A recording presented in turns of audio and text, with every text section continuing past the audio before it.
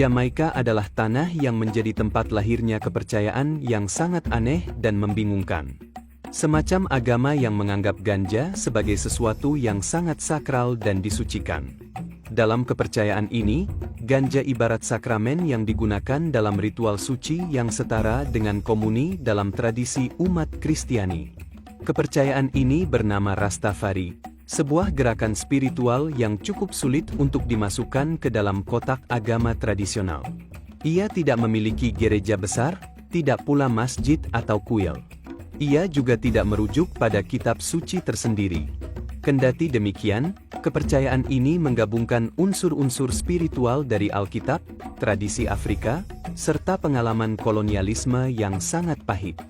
Beberapa ciri paling menonjol dan paling mudah dikenali dari kepercayaan Rastafari adalah rambut gimbal, warna-warni merah emas hijau, pola makan yang cukup aneh, dan tentu saja penggunaan ganja sebagai bagian dari aktivitas spiritual. Setiap elemen ini bukanlah pilihan gaya hidup yang terjadi secara acak. Lebih dari itu, masing-masing dari elemen itu memiliki akar teologis yang mendalam dan berfungsi sebagai pernyataan perlawanan serta penegasan identitas. Para penganut kepercayaan Rastafari disebut sebagai Rastafarian atau Rasta. Dan bagi mereka, ganja adalah daun suci yang diberkati. Dalam konteks Rasta, tujuan utama penggunaan daun ini adalah untuk meditasi serta penalaran atau reasoning. Dalam sesi penalaran, sekelompok Rasta akan berkumpul di sekitar api. Sebelum menghisap ganja, mereka akan mengucap doa kepada Haile Selassie. Selanjutnya para Rasta akan menghisap ganja secara komunal yang diedarkan dari satu orang kepada orang lain. Tentu saja tujuan mereka bukanlah untuk teler atau melarikan diri dari kenyataan. Sebaliknya, mereka percaya bahwa herbal suci tersebut akan membuka kesadaran serta mengungkapkan misteri. Ia tidak hanya menenangkan, tetapi juga menghilangkan pikiran-pikiran dangkal dari Babilonia dan memungkinkan mereka untuk merenungi falsafah dan masalah sosial dengan kedalaman lebih besar. Diskusi yang terjadi selama sesi ini adalah cara utama teologi dan ideologi Rasta dikembangkan dan diturunkan. Ganja adalah katalis untuk pencerahan, bukan sebagai alat untuk mabuk. Ini sangat kontras dengan alkohol yang mereka sebut sebagai minuman Babilonia, karena dianggap menumpulkan akal dan menyebabkan perilaku bodoh dan merusak. Selain ganja, Rastafarian juga dikenal dengan model rambut gimbal. Bagi mereka, potongan rambut gimbal bukan sekadar model rambut biasa. Ia adalah pernyataan spiritual dan politik yang didasarkan pada beberapa sumber. Salah satunya kepada Sumpah Nazir dalam Kitab Bilangan, di mana orang yang mengkhususkan diri bagi Tuhan maka dilarang memotong rambutnya. Dia harus kudus dan membiarkan rambutnya untuk tumbuh panjang. Dengan berpedoman pada sumpah tersebut, Rasta percaya bahwa dengan tidak menyisir rambut, mereka hidup dalam kealamian dan sesuai dengan perintah Tuhan. Rambut juga dianggap sebagai antena spiritual yang membantu menangkap getaran ilahi serta kosmik. Semakin panjang rambut mereka, maka semakin kuat koneksi spiritualnya. Tidak hanya itu, di masyarakat Jamaika pada pertengahan abad ke-20, rambut yang rapi dan lurus adalah standar kecantikan yang dipaksakan oleh budaya Eropa. Maka membiarkan rambut tumbuh secara alami menjadi gimbal adalah tindakan pemberontakan yang radikal terhadap standar keindahan Babilonia. Itu adalah cara untuk mengatakan bahwa kami menolak citra Anda tentang peradaban dan merangkul keaslian Afrika kami. Gaya hidup Rasta juga tercermin dalam piring mereka. Pola makan mereka disebut sebagai ital yang berasal dari kata vital. Prinsip utama ital adalah mengonsumsi makanan dalam bentuknya yang paling murni dan alami untuk meningkatkan energi kehidupan. Sebagian besar Rasta menghindari daging, terutama babi yang dianggap tidak bersih. Beberapa menghindari semua jenis daging dan ikan. Hal ini didasarkan pada gagasan untuk tidak mengonsumsi kematian. Makanan mereka harus alami serta tidak diolah. Itulah mengapa makanan kaleng, makanan beku, dan makanan cepat saji adalah tabu bagi mereka. Rastafarian juga menolak alkohol, susu, dan kopi karena semua jenis minuman ini dianggap sebagai produk Babilonia yang merusak tubuh dan pikiran. Dengan demikian, pola makan Ital lebih dari sekadar diet. Ini adalah disiplin spiritual. Dengan menjaga kemurnian tubuh, seorang Rasta percaya bahwa mereka juga menjaga kemurnian kuil spiritual mereka. Membuat diri mereka lebih banyak untuk menerima wahyu dari Tuhan mereka yang bernama Jah. Rasta juga identik dengan warna merah, emas, dan hijau. Warna-warna ini adalah warna bendera Kekaisaran Ethiopia. Dan bagi Rasta, warna-warna ini adalah panji suci mereka. Masing-masing warna memiliki makna yang mendalam. Merah melambangkan darah para martir yang tertumpah selama perjuangan melawan perbudakan dan penindasan. Emas atau kuning melambangkan kekayaan Afrika, tanah air yang dicuri, dan kemuliaan kerajaan Ethiopia. Sementara hijau melambangkan kesuburan serta keindahan tanah perjanjian, yakni Ethiopia yang mereka sebut sebagai Zion. Terkadang mereka menambahkan warna hitam untuk melambangkan warna kulit orang Afrika. Ras yang diyakini oleh para Rasta sebagai bangsa pilihan. Kepercayaan Rastafari tidak muncul dari ruang hampa. Ia adalah kepercayaan yang lahir dari luka sejarah yang sangat dalam. Pada abad ke-17 hingga abad ke-19, Jamaika adalah salah satu titik perdagangan budak terbesar di dunia. Puluhan ribu orang Afrika diculik dari tanah kelahirannya, dibawa melintasi lautan Atlantik dalam kondisi yang mengerikan untuk dipekerjakan di perkebunan tebu milik kolonial Inggris. Generasi demi generasi orang kulit hitam di Jamaika hidup dalam penindasan. Dipisahkan dari akar budaya dan agamanya. Pada tahun 1838, perbudakan secara resmi dihapuskan di seluruh kerajaan Inggris, termasuk dari Jamaika. Kendati demikian, kebebasan di atas kertas tidak berarti mengubah kemerdekaan dalam kenyataan. Sebagian besar penduduk Jamaika yang berkulit hitam yang merupakan keturunan budak dari Afrika mendapati diri mereka terlempar ke dalam struktur sosial yang tetap menempatkan mereka di status paling bawah. Ekonomi mereka dikuasai oleh segelintir elit kulit putih dan berwarna terang. Sementara warga kulit hitam terperosok dalam kemiskinan, buta huruf, serta diskriminasi sistemik. Gereja-gereja Kristen yang didirikan oleh para misionaris Eropa mengajarkan tentang Tuhan berkulit putih serta surga yang menanti setelah kematian. Namun, ajaran ini terasa hampa bagi banyak orang. Mereka bertanya, di mana Tuhan bagi orang kulit hitam di dunia dan mengapa penyelamat mereka digambarkan seperti tuan-tuan penjajah mereka? Dan di tengah kekosongan spiritual dan penindasan sosial inilah sebuah kerinduan kolektif akan identitas, kebanggaan, dan pembebasan mulai membara. Mereka merindukan Afrika, tanah leluhur yang hanya mereka kenal dari cerita-cerita yang terputus sebagai tanah air spiritual sebagai Zion yang telah hilang. Di tengah kegelisahan ini muncullah seorang tokoh bernama Marcus Garvey, seorang jurnalis, orator ulung, dan aktivis asal Jamaika yang mendirikan Asosiasi Peningkatan Negro Universal atau UNIA pada tahun 1914. Misinya adalah menyatukan seluruh diaspora Afrika di dunia, menanamkan kebanggaan rasial, serta memperjuangkan kemandirian ekonomi dan politik bagi orang kulit hitam. Garvey bukanlah seorang Rastafari, bahkan gerakan itu belum ada. Kendati demikian, ia dianggap sebagai bapak spiritualnya. Ia mengajarkan kepada jutaan pengikutnya untuk berhenti memuja Tuhan orang kulit putih dan mulai melihat keindahan dan kekuatan dalam diri mereka sendiri. Ia berbicara tentang sebuah masa depan di mana orang Afrika akan memiliki bangsa serta kerajaannya sendiri. Dan kemudian pada suatu hari di tahun 1920-an, Garvey mengucapkan kata-kata yang akan menjadi batu fondasi bagi sebuah agama baru. Dalam salah satu pidatonya yang berapi-api, ia menubuatkan, "Lihatlah ke Afrika di mana seorang raja kulit hitam akan dimahkotai karena hari pembebasan sudah dekat." Nubuat ini segera menyebar dari mulut ke mulut di antara para pengikutnya di Jamaika. Itu adalah janji, sebuah secercah harapan di tengah kegelapan. Mereka tidak tahu kapan atau di mana, Tetapi mereka menunggu dengan sabar. Mereka percaya bahwa kata-kata Garvey adalah wahyu ilahi. Lalu nubuat Garvey seolah menemukan pembenarannya pada tahun 1930. Pada tanggal 2 November 1930 di kota Addis Ababa, Ethiopia, Rastafari Makonnen dinobatkan sebagai Kaisar Haile Selassie dengan gelar raja di atas segala raja dan singa penakluk dari suku Yehuda. Bagi para pengikut Garvey di Jamaika, penobatan seorang raja kulit hitam dari Afrika, apalagi dengan gelar-gelar yang bernuansa Alkitab, terasa seperti penggenapan nubuat yang dinanti-nanti.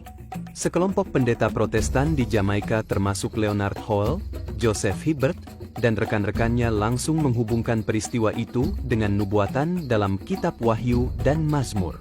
Mereka meyakini bahwa Haile Selassie adalah Mesias yang datang kembali, raja kulit hitam yang dijanjikan untuk membebaskan keturunan Afrika yang terbuang. Istilah Rastafari sendiri diambil dari nama Rastafari, gelar bangsawan Tafari Makonnen sebelum menjadi kaisar. Ras berarti pangeran dalam bahasa Amhari dan Tafari adalah nama pribadi Haile Selassie. Para pengikut gerakan baru ini menyebut diri mereka sebagai Rastafarian atau Rasta, merujuk pada mereka yang mengakui Rastafari atau Haile Selassie sebagai sosok suci. Sejak awal Rastafari bukanlah sebuah agama terorganisir dengan pemimpin terpusat. Ia lahir sebagai gerakan rakyat yang organik dan tersebar tanpa struktur hierarkis resmi. Bahkan istilah Rastafarianisme kurang disukai oleh para penganutnya karena terdengar terlalu mirip isme ala agama atau ideologi buatan manusia. Bagi mereka, Rastafari adalah sebutan langsung kepada sosok Rastafari serta semangat yang diusungnya. Sejak awal gerakan Rastafari sangat dipengaruhi oleh konteks sosial serta spiritual di Jamaika. Di satu sisi terdapat tradisi Etiopianisme dan gerakan Back to Africa yang telah lama hidup di kalangan diaspora Afrika mendorong kebanggaan terhadap Ethiopia sebagai tanah Alkitabiah yang bebas dari penjajahan. Di sisi lain, kemunculan Rastafari juga merupakan reaksi perlawanan terhadap budaya kolonial Inggris yang mendominasi Jamaika. Karenanya tidak mengherankan jika ajaran awal Leonard Howell dan tokoh Rasta awal lainnya sangat radikal. Mereka mengklaim orang kulit hitam sebagai ras unggul, menyerukan kesetiaannya kepada Haile Selassie dan mengecam kekuasaan kolonial kulit putih yang mereka sebut sebagai Babylon. Keyakinan baru yang menyala di hati beberapa orang Jamaika ini tidak serta-merta diterima oleh masyarakat luas. Sebaliknya, ia tumbuh di pinggiran, di daerah-daerah kumuh atau ghetto, dan di pedesaan yang miskin. Para pengikut awal dicap sebagai orang gila, pemuja berhala, dan pengacau oleh pemerintah kolonial dan bahkan oleh sesama warga Jamaika. Namun, justru dalam penolakan inilah teologi dan praktik Rastafari mulai mengeras dan membentuk identitasnya yang unik. Salah satu konsep paling fundamental yang mereka kembangkan adalah dualisme antara Babilonia dan Zion. Ini bukan sekadar tempat geografis, tetapi juga kondisi spiritual dan sistemik. Istilah Babylon diambil dari kota Babilonia kuno dalam Alkitab yang menawan bangsa Israel. Bagi Rasta, Babilonia adalah metafora untuk seluruh sistem penindasan Barat yang materialistis, eksploitatif, serta tidak adil. Babilonia adalah pemerintah, polisi, lembaga keuangan, dan gereja-gereja yang mapan yang pada dasarnya adalah institusi yang didirikan di atas warisan perbudakan serta kolonialisme. Bagi mereka, hidup dalam sistem Babilonia berarti hidup dalam perbudakan mental dan spiritual, mengejar uang dan kekuasaan sambil melupakan Tuhan dan jati diri sejati.